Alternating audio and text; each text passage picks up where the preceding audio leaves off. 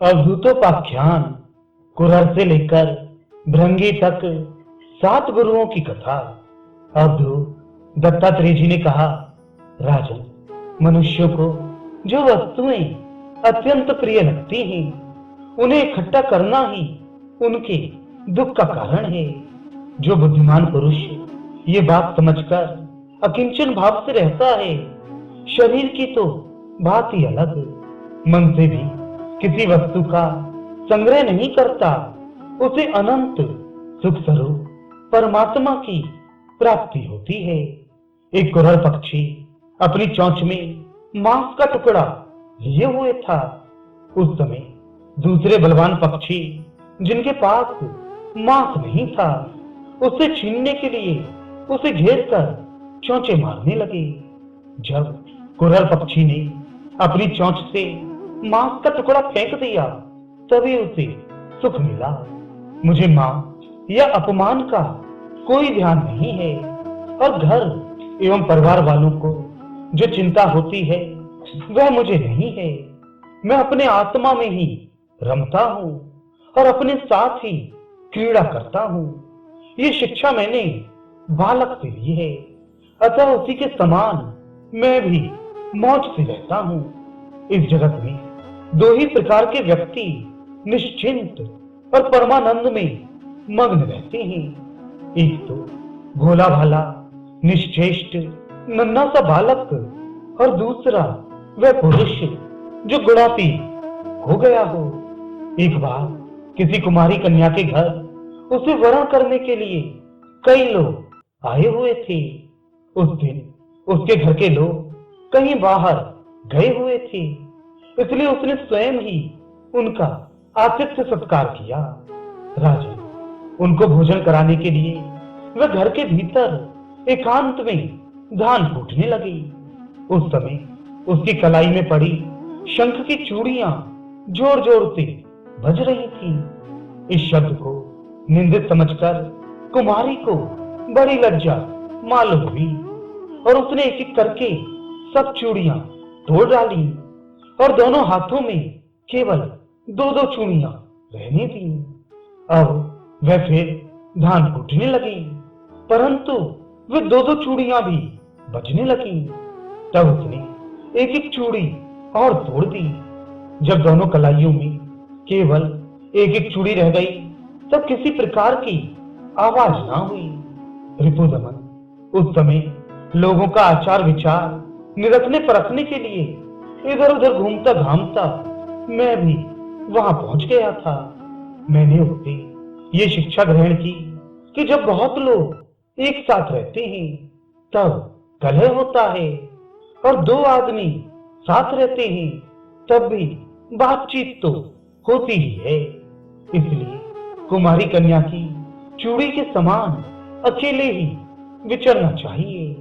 राजन, मैंने बाण बनाने वाले से ये सीखा है कि आसन और श्वास को जीतकर वैराग्य और अभ्यास के द्वारा अपने मन को वश में कर दे, और फिर बड़ी सावधानी के साथ उसे एक लक्ष्य में लगा दे। जब परमानंद स्वरूप परमात्मा में मन स्थिर हो जाता है, तब वह धीरे धीरे कर्म वासनाओं की धूल को धो बहाता है। सत्गुण की वृद्धि से रजोगुणी और तमोगुणी वृत्तियों का त्याग करके मन वैसे ही शांत हो जाता है जैसे ईंधन के बिना अग्नि। इस प्रकार जिसका चित्त अपने आत्मा में ही स्थिर निरुद्ध हो जाता है, उसे बाहर भीतर कहीं किसी पदार्थ का भान नहीं होता। मैंने देखा था कि एक बाण बनाने वाला कारीगर बाण बनाने में इतना तन्मय हो रहा था कि उसके पास से ही दल बल के साथ राजा की सवारी निकल गई, और उसे पता तक ना चला। राजन, मैंने सांप से ये शिक्षा ग्रहण की है कि सन्यासी को सर्प की भांति अकेले ही विचरण करना चाहिए। उसे मंडली नहीं बांधनी चाहिए, मठ तो बनाना ही नहीं चाहिए। वे एक स्थान में ना रहे, प्रमाद ना करे, गुहा आदि में पड़ा रहे बाहरी आचारों से पहचाना ना जाए, किसी से सहायता ना ले और बहुत कम बोले। इस अनित्य शरीर के लिए घर बनाने के बखेड़े में पड़ना व्यर्थ और दुख की जड़ है। सांप दूसरों के बनाए घर में घुसकर बड़े आराम से अपना समय काटता है। अब मकड़ी से ली हुई शिक्षा सुनो। सबके प्रकाशक और अंतर्यामी सर्वशक्तिमान भगवान ने पूर्व कल्प में बिना किसी अन्य सहायक के अपनी ही माया से रचे हुए जगत को कल्प के अंत में पहले काल उपस्थित होने पर कल शक्ति के द्वारा नष्ट कर दिया, उसे अपने में लीन कर लिया और सजातीय विजातीय तो स्वगत भेद से शून्य अकेले ही शेष रह गए। वे सबके अधिष्ठान हैं, सबके आश्रय हैं, परंतु स्वयं अपने आश्रय अपने ही आधार से रहते हैं।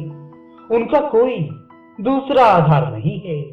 वे प्रकृति और पुरुष दोनों के नियामक, कार्य और कारणात्मक जगत के आदि कारण परमात्मा अपनी शक्ति काल के प्रभाव से सत्य रज आदि समस्त शक्तियों को साम्यावस्था में पहुंचा देते हैं और स्वयं कैवल्य रूप से एक और अद्वितीय रूप से विराजमान रहते हैं।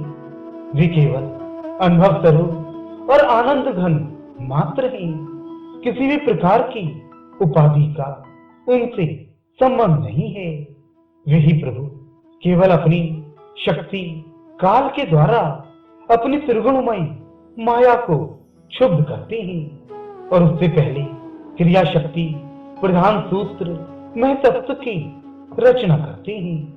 यह सूत्र रूप महतत्व ही तीनों गुणों की पहली अभिव्यक्ति है। वही सब प्रकार की सृष्टि का मूल कारण है।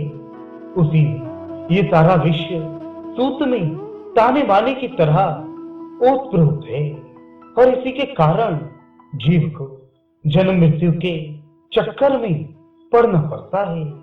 जैसे मकड़ी अपने हृदय से मुंह के द्वारा जाला फैलाती है, उसी में विहार करती है, फिर से निगल जाती है, वैसे ही परमेश्वर ही इस जगत को अपने में से उत्पन्न करते हैं, उसमें जीव रूप से विहार करते हैं और फिर उसे अपने में लीन कर देते हैं।